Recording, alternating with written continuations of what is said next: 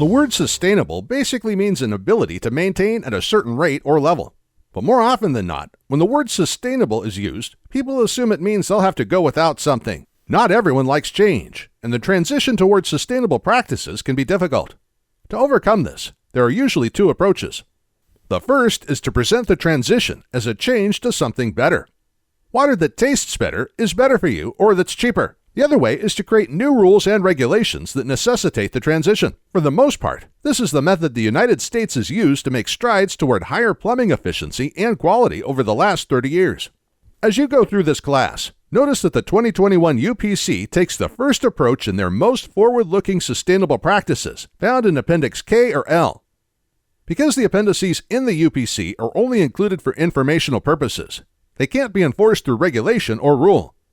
While a municipality does have the option to adopt an appendix as enforceable code, there is no history of this being done for Appendix K or L. But these two appendices aren't the only sustainable practices in the UPC. For example, rainwater catchment systems used to be covered in an appendix. Now, though, they've been moved into a chapter of the UPC. This makes their sections enforceable code. So now they stand as an example of the encouragement of sustainable practices in the code.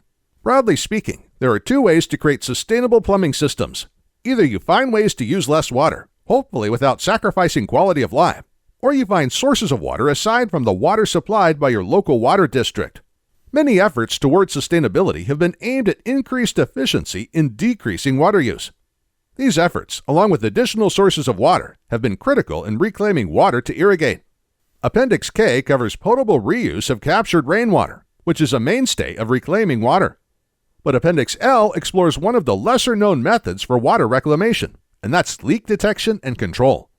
The EPA estimates leaks in the average household can account for 10,000 gallons of wasted water per year. 10% of homes have leaks that waste about 90 gallons or more per day.